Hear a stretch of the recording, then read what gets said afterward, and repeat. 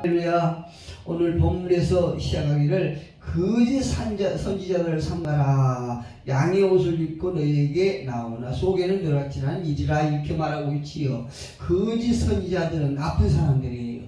하나님의 양들을 노략질해 가는 이런 사람들이거든요. 그런데 이 사람들이 그 나쁜 모습으로 오는 것이 아니고요. 양의 옷을 입고 성도들에게, 하나님의 백성들에게 다가온다는 거지요. 왜요? 하나님의 사람들 것을, 하나님의 백성들 것을 도적질하고 빼앗고 강도질하고 죽이기 위해서. 그러니까 이들의 모습만 봐갖고는 모르는 거예요. 이들이 진짜 거짓인지 참인지 모른다는 거예요. 왜? 모습을 양의 모습으로 잘 꾸몄기 때문에 얼른 봐서는 우리하고 똑같은 사람들이라고. 하나님의 백성하고 똑같은 모습을 하고 오기 때문에 많은 사람이 속는다는 거예요. 그런데 이들을 알 수 있는 방법이 있다고 말씀하지요. 어떻게 알 수 있다는 거죠? 그들의 열매를 보고 알 것이다 이렇게 말하고 있어요. 16절을 보니까 그들의 열매로 그들을 알지니, 그 거짓 선지자들이 거짓 선지자든지 아니면 참 선지자인지 모습은 모르지만, 외모로는 알 수 없지만, 그럼에도 불구하고 그들을 알 수 있는 방법이 있는데 그것은 그들의 열매로 알지니 이렇게 말씀하고 있습니다. 가시나무에서 포도를 또는 엉겅퀴에서 무화과 나무를 따겠느냐 이렇게 말씀하고 있지요. 제가 농사를 지어보니까요, 농사의 경험이 없기 때문에 씨앗을 사다가 이제 뿌리지 않습니까? 그러면은 이제 사올 때는 그림을 보고 이게 어떤 무인지, 이제 김장무인지 저장무인지 뭐 이제 그거 여러 가지 무가 있더라고요. 모양에 따라서 맛도 다르고 뭐 용도도 다르고 이제 그런가 봐요. 그런데 뭐 그걸 잘 모르기 때문에 무슨 그 주인의 자문만 구해서 이제 씨앗을 사오는 거예요. 근데 씨앗을 뿌릴 적에 과연 이 씨앗에서 어떤 무가 나올 것인가, 어떤 모양의 채소가 나올 것인가, 이걸 궁금해 생각하고 씨를 뿌리는 거예요.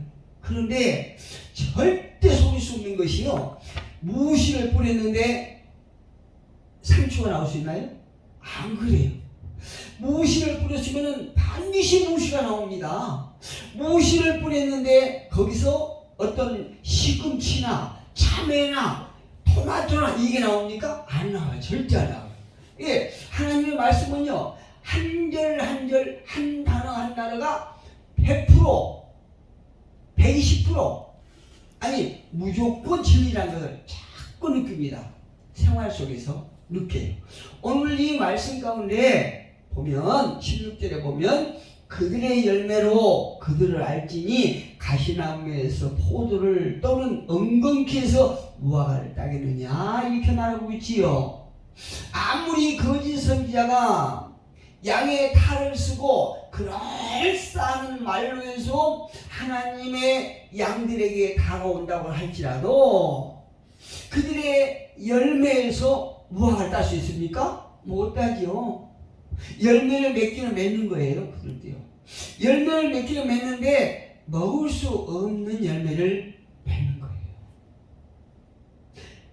제가 어려서 생각해봤는데요. 누나네 집 이제 열 방학을 해서 가면 누나네 집 뒤에 배나무가 하나 있었어요. 근데 그 배나무가 그렇게 크진 않은데, 이거 방학이 끝나고 올 때쯤 되면요, 배가 얼마나 크게 열린지 몰라요. 탐스럽게 몇 개 열리진 않았어요. 근데 그걸 먹고 싶은데 매형 미안해서 따라라 말을 못하는 거예요. 그런데 그 마음을 아는지 꼭 이제 방학 끝나고 올 때쯤 되면 매형이 한두 개 따서 이렇게 깎아줘요. 그렇게 맛있어요. 그런데 그 옆에는 배나무는 배나무인데 먹지 못하는 배나무가 있어요. 왜 배는 저렇게 조그만가요? 이제 그건 뭐 조그마하니까 그 한두 개 따먹고 싶은데 먹지 못하는 나무라는 거예요. 배라는 거예요. 그래서 나중에 물어봤더니 그걸 가리켜서 돌배나무래. 조그마한데 그거는 먹지 못한대요. 예. 그런데 그게 먹을 수 있는 상황으로 바뀔 수 있는 방법이 뭔지 아십니까? 젖 붙이는 거예요. 큰 배나무 가지를 꺾어다가 거기다가 젖을 붙이는 것이요. 젖 붙이기 하는 거예요. 젖 붙이기. 그때는 이제 참 배를 수확을 할 수 있는 거예요. 여기서 보면 아무리 그들이 참나무처럼 위장을 할지라도 결국 열매에서 복을 한다는 거지. 열매에서 아무리 그들이 포도나무처럼 가장을 한다 할지라도 포도 열매를 절대 맺을 수 없는 거예요. 아무리 그들이 무화과나무처럼 가장을 하고 치장을 한다 할지라도 절대 엉겅퀴 같은 이런 나무에서 무화과 열매를 맺을 수 없다는 것이 진리 말씀이에요. 우리 교회에서요, 어떤 사람들 보면, 어떤 성도를 보면은, 이야, 기도를 많이 하고, 내가 하나님을 봤네, 하나님의 음성을 들었니, 이렇게 하는데 보면은, 옆에서 들어보면 기가 죽어요. 왜? 나는 못 봤기 때문에, 못 들었기 때문에, 기가 죽어요. 그런데, 교회에서 말씀을 일으키고 분란을 일으키는 사람들이 다 그런 사람들이에요. 참 희한해요. 아니, 말로는 엄청 아주 귀한 열매를 맺습니다. 선한 열매를 맺습니다. 열매가 주렁주렁 많은 사람들에게 유익을 끼치는 것 같고 하나님 앞에 인정을 받은 것 같은데 결국에 그 사람들의 생활에서, 행위에서, 삶 속에서 열매를 맺지 못하고 자꾸 사람들에게 상처를 주고 절망을 주고 이렇게 하는 걸 볼 때 마음 아픈 게 참 많아요. 여러분, 창세기 1장 11절로 12절을 보니까 하나님의 창조사에 대해서 이렇게 말씀합니다. 땅은 풀과 씨 맺는 채소와 각기 종류대로 씨 가진 열매 맺는 나무를 내라. 어떻게 해요? 씨 맺는 채소와 각기 종류대로, 여러 가지 종류대로 씨 가진 열매 맺는 나무를 내라. 이렇게 명령하세요.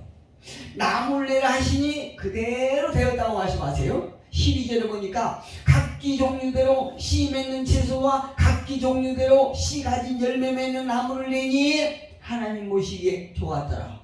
할렐루야. 하나님께서 왜 이 씨 맺는 채소와 각기 좋은 대로 씨 가진 열매 맺는 나무를 내게 하셨을까요? 인간들에게 먹거리를 주신 것이에요. 인간들에게 먹거리를 주신 것이거든요.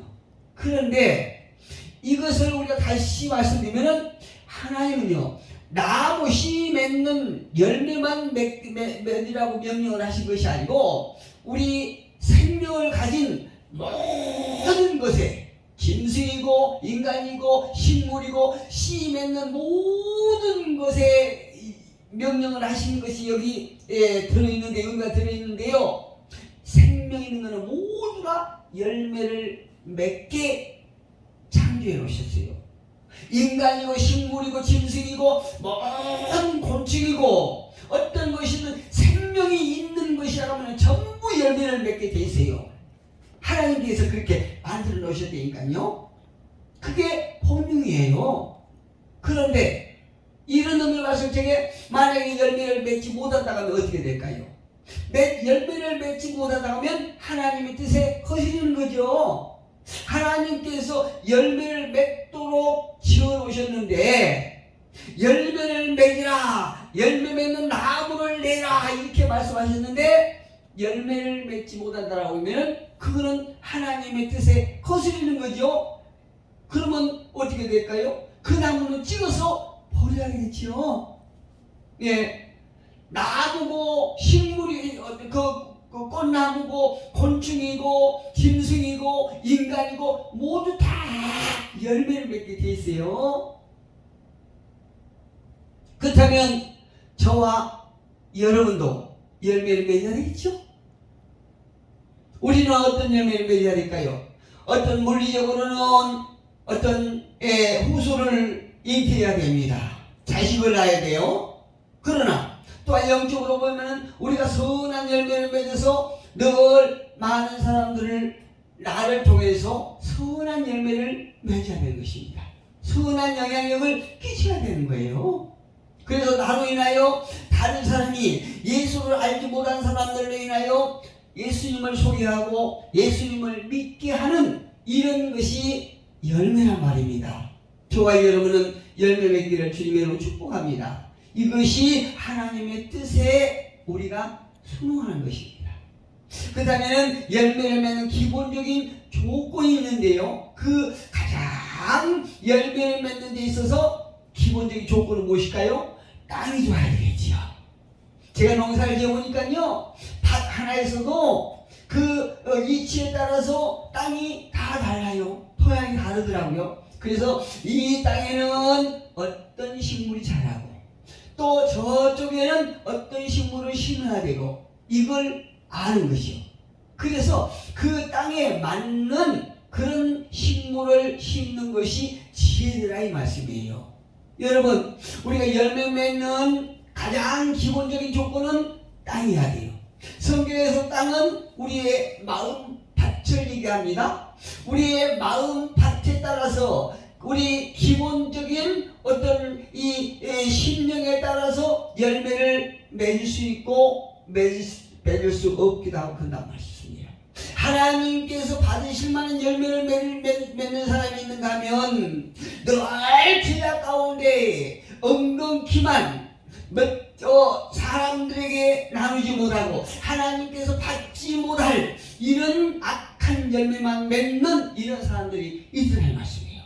여러분, 마태복음 13장에 보면은 4가지의 밭이 나오지요. 가시나무밭, 돌짝밭, 떨기밭, 그 다음에 무슨 밭이죠? 좋은 밭이 나와요. 이렇게 4가지의 밭이 나오는데 그 3가지의 밭은 결실을 맺기가 어려워요. 결실을 전혀 맺지 못하고 악한 사단에게 다 뺏기는 경우가 있고, 결실을 맺더라도 약간의 결실을 맺는 땅이 있습니다. 그러게 좋은 땅은 얼마큼 결실을 맺습니까? 최소한 30배를 맺는 거예요. 최소한 작게 맺어도 30배요. 많을 때는 100배. 100배라는 것은 하나님의 숫자에서 만수예요, 만수. 그 숫자는 한계가 없다는 거예요. 얼마만큼 많은 열매를 맺을 수 있느냐 하는 것은 우리가 짐작할 수 없을 정도로 많은 열매를 맺는다. 여러분, 저와 여러분이 심령밭이 하나님 것이 참 좋아서 우리가 생활 속에서 삶 속에서 100배 결실을 맺기를 주님의 이름으로 축복합니다. 마가복음 4장 20절에 이런 말씀합니다. 좋은 땅에 떨어졌다는 것은, 좋은 땅이라는 건 무슨 땅이냐? 좋은 땅에 떨어졌다는 것은 곧 말씀을 듣고, 여러분 예배 시간에 설교 시간에 잠잠은 말씀 들을 수 있을까요? 없을까요? 못 듣지요. 어떤 사람은 나는 눈을 감고도 들어요 이렇게 하는데, 기왕이면은 눈을 뜨고 듣는 게 더 말씀이 좋겠지요. 눈을 바짝 뜨고 말씀을 듣는 그 마음밭이 더 복되다는 얘기입니다. 마가복음에서 말하듯이 좋은 땅이라고 하는 것은, 좋은 땅에 말씀이 떨어져 씨앗이 떨어졌다고 하는 것은 곧 말씀을 듣고 받아서 30배 혹은 60배나 100배의 결실을 맺었다는 얘기입니다. 좋은 밭에 떨어졌다는 것이죠.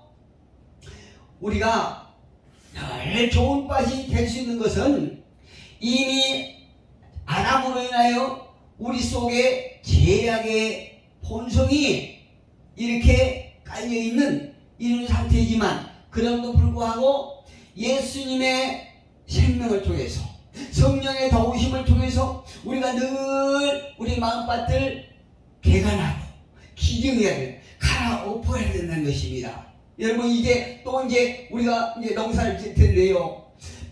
씨앗을 밭에 씨앗을 뿌리기 전에 항상 그 밭 주신 목사님께서 첫 번째 하는 그 행위가 있어요.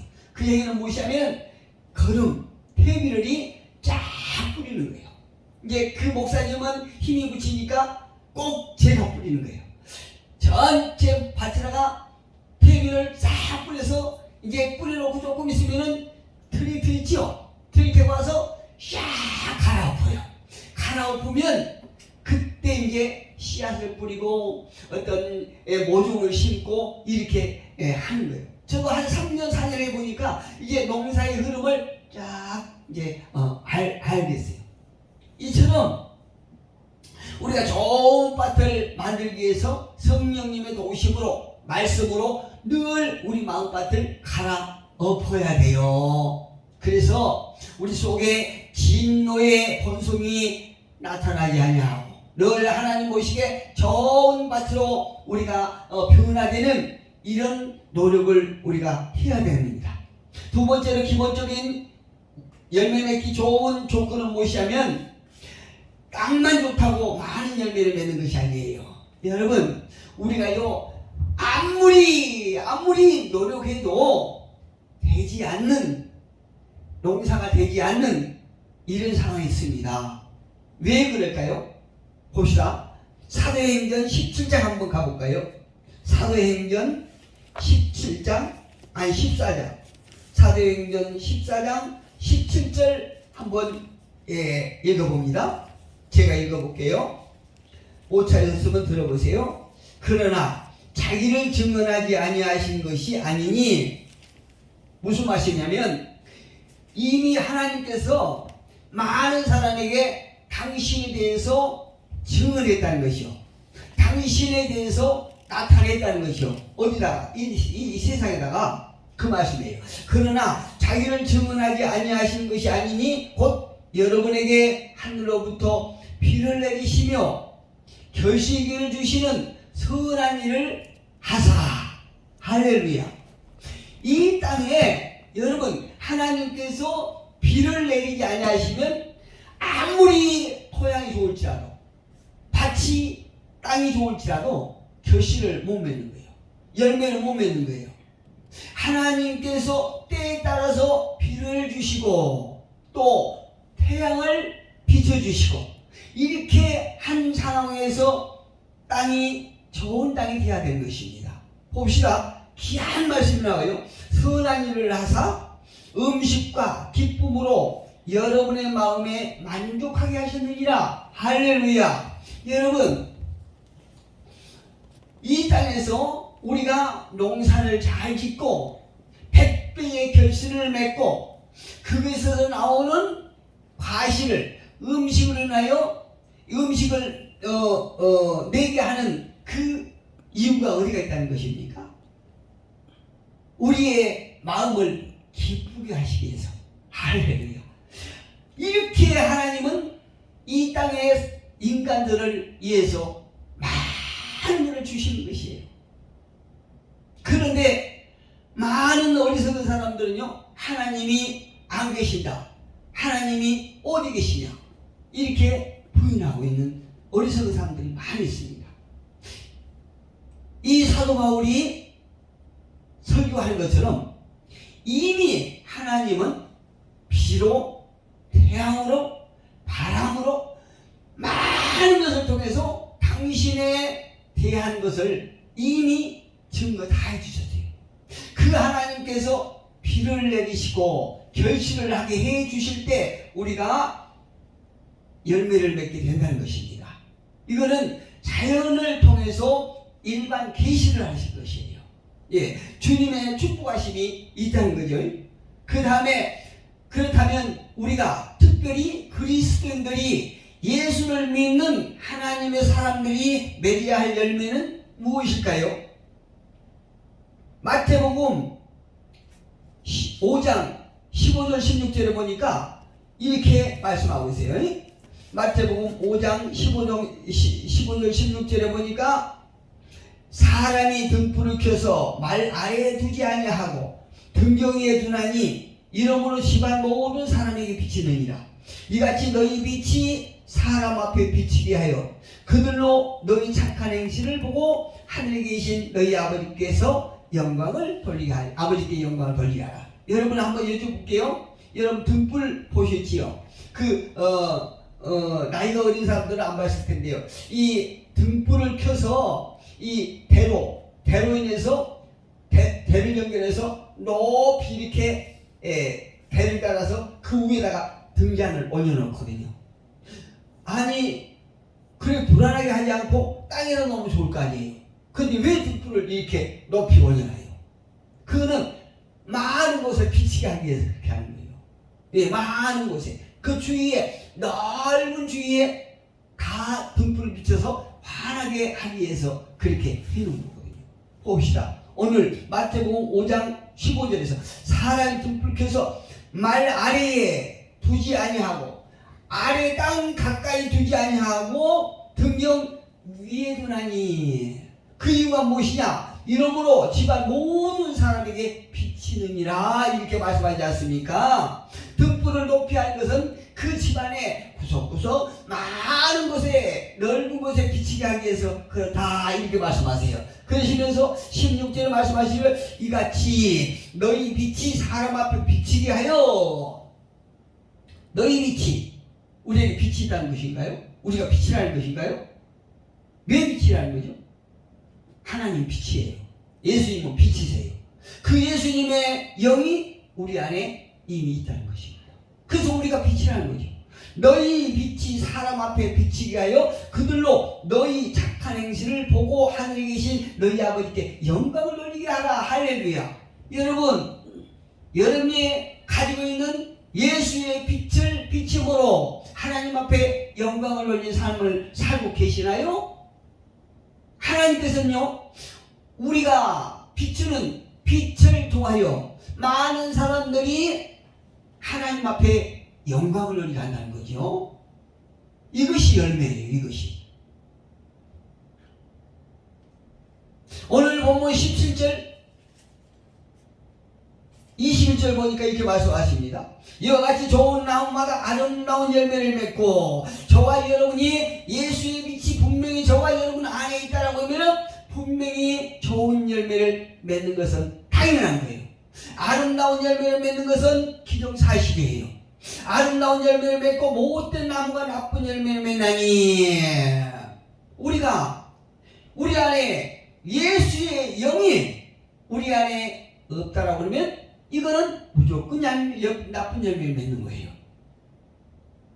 21절에 보니까 나더러 주여 주여 하는 자마다 다 천국에 들어갈 것이 아니오 다만 하나님 하늘에 계신 내 아버지의 뜻대로 행하는 자라야 들어가리라. 할렐루야. 하나님의 뜻이 무엇입니까? 우리 속에 빛이 있다고 그랬죠. 우리 빛이 많은 사람에게 비추는 것이에요. 다시 말씀드리면 우리가 예수의 사람으로서 많은 믿지 않는 사람들에게 예수의 영향력을 끼치는 것이에요. 우리의 좋은 행실을 그들에게 비치는 것이에요. 이것이 하나님의 뜻이라는 것입니다. 여러분, 요한복음 15장 6절에는요, 16절에는 아주 의심장한 말씀이 나옵니다. 어떤 말씀이냐면 너희가 나를 택한 것이 아니요 이렇게 말씀하세요. 그렇다면 내가 너희를 택하여 세워나니 이는 너희로 가서 열매를 맺게 하고 또 너희 열매가 항상 있게 하여 내 이름으로 아버지께 무엇을 구하든지 다 받게 하려 함이라. 할렐루야. 우리가 하나님을 택한 것이 아니고 하나님께서 저와 여러분을 택하셨는데 그 이유는 무엇이냐?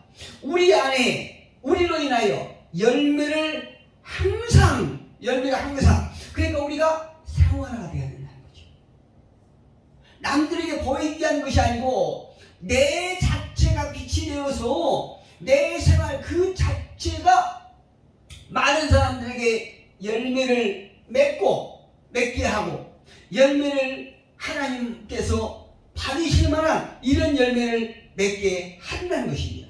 이때 내 이름으로 아버지께 누구 이름으로? 예수 이름으로 아버지께 무엇을 구하든지 다 받게 하려 함이라. 할렐루야. 예수님으로부터 우리가 구하는 것을 다 받게 하기 위해서 하나님은 저와 여러분을 택했다고 말씀하고 계신 것이죠. 그렇다면 열매를 맺지 못한 이유가 있는데요. 열매를 맺지 못한 이유는 어디가 있을까요? 요한복음 15장 12절을 보니까 세상에 속해 있기 때문이라고 그러는 거죠. 인생의 모든 문제는 하나님을 떠남으로부터 시작되는 거예요. 그래서요, 우리가 세상에 일주일 동안 살면서 주일날 한번 나와서 교회 와서 1시간 있다 가는 것이 우리가 세상을 이길 수 있는 그런 조건이 아니라는 거죠. 너무나 약한. 왜? 그만큼 세상은 악하기 때문에. 그래서 우리가 어쩔 수 없는 환경 속에서 5일 세상에 있고 하루 와서 1시간 와서 교회에서 예배 드리는 것을 우리가 생명을 걸어야 된다는 거죠. 그래야 우리가 세상을 이길까 말까 하기 때문에 일주일 동안 있다가 우리가 1시간 교회 와서 예배를 잘 드리고, 강단에서 선포되는 말씀을 우리가 마음밭으로 잘 받아서 그 말씀의 씨앗이 내 안에서 제대로 운동만 한다라고 그러면, 운행만 한다라고 그러면은 우리는 세상에서 이길 수 있는 것입니다. 근데 그렇지 못한 경우가 많았어요. 우리가 하루 교회 와서 잠깐 있다가 가보는 말미암아 내가 하나님과 친밀한 교제를 했다? 예배에 성공했다? 이렇게 말할 수 없잖아요. 오늘 본문에서 그렇잖아요. 나도 주여 주여 하는 자마다 천국에 들어갈 것이 아니요, 이렇게 말씀하잖아요. 무슨 말씀을 바꿔볼까요? 내가 교회에 와서 1시간 앉아있다고 간다고 해서 내가 예배를 잘 듣는 것이 아니다, 이렇게 우리가 바꿔서 우리에게 표현할 수도 있는 거예요. 우리가요, 우리 인생 속에서 많은 문제가 있는 것은 바로 하나님을 떠남으로부터 시작되는 것이요. 에덴 동산에서 아담과 하와가 하나님 앞에 하나님과 교제하면서 무엇이든지 다 누릴 수 있는 조건이 있었죠. 그런데 하나님을 반응함으로, 하나님 앞에 범죄함으로 에덴 동산에서 떠났을 때에 그들의 고생은 시작된 것입니다. 우리가 하나님을 떠남으로부터 우리의 모든 고난이 시작되는 것이에요. 왜 우리가 열매를 맺지 못할까요? 육체의 일을 즐기기 때문에 그런 것이에요. 갈라디아서 5장 19절에 보니까요, 육체의 일이 무엇인가 하면 이렇게 되세요. 갈라디아서 5장 19절에 보니까 육체의 일은 분명하니, 우리가 육체를 즐기는 일은 분명하다는 것이요. 그것이 어떻게 표현하냐면 음행과 더러운 것이에요. 더러운 것. 우리가 세상 내에 많은 것들이 우리가 살아가는데 반드시 필요하지만, 그럼에도 불구하고 우리 안에 예수와 함께 하지 않는 그런 세상의 것은 더러울 뿐이라는 얘기입니다. 우리가 예수 안에 거하고 예수가 우리 안에 거함으로 세상 것이 우리에게 필요한 것이에요. 어떻게 필요할까요? 복음 전파를 하는데 사용하기 때문에 그래서 우리가 그것이 필요한 것입니다. 마지막으로 열매가 있느냐 없느냐, 그 결과는 무엇입니까? 어떻게 갈까요? 오늘 본문 19절 한번 봅니다. 19절에 같이 한번 읽어볼까요? 시작. 아름다운 열매를 맺지 아니하는 나무는 다 찍혀 불에 던지느니라. 무서운 말씀이죠?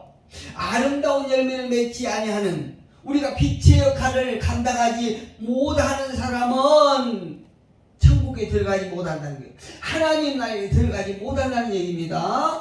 무슨 말씀이지요? 21절에 같이 한번 읽어봅니다. 나더러 주여 주여 하는 자마다 다 천국에 들어갈 것이 아니요 다만 하늘에 계신 내 아버지 뜻대로 행하는 자라야 들어가리라. 우리가 육신적으로, 지식으로, 이성으로 하나님의 뜻이 무엇인지 우리는 몰라요. 분별하지 못해요. 그래서 우리는 하나님으로부터 지혜를 받아서 하나님의 뜻이 무엇인가를 자꾸 물어야 되고요. 우리가 세상 일을 하면서 하나님, 내가 어떤 삶을 살기를 원하십니까? 하나님, 내가 하나님의 일을 방해하지 않도록 하나님의 뜻대로 살아갈 수 있도록 성령님을 통해서 도와주세요. 이렇게 우리가 기도를 자꾸 해야 됩니다. 우리가 너무나 연약하여서 세상을 즐거워하고 또한 줄기를 떠나서 내 뜻대로 사는 경우가 있지만, 그럼에도 불구하고 내가 어떤 삶을 살기를 노력하느냐, 또 그래서 하나님 앞에 어떤 기도를 하느냐, 하나님께서 나에게 어떻게 해주시길 원하느냐에 따라서 우리는 열매를 맺을 수 있고 못 맺을 수 있고 그렇다. 우리의 연약함을 하나님 앞에 고백하고, 하나님 나의 연약함을 아버지 앞에 고백합니다. 그래서 성령께서 나를 지켜주시고 지배하시고 성령으로 살게 해주세요. 내가 만약에 성령을 깨닫지 못하고 세상적으로 살아갈 때에 하나님께서 나에게 깨달음을 주세요. 이렇게 하나님 앞에 늘 기도할 때에 하나님은 저와 여러분을 불쌍히 여겨주시고 붙들어 주신다는 말씀이에요. 할렐루야. 저와 여러분이 하나님의 뜻대로 살아가시는 우리 모두가 되기를 주님의 이름으로 축복합니다.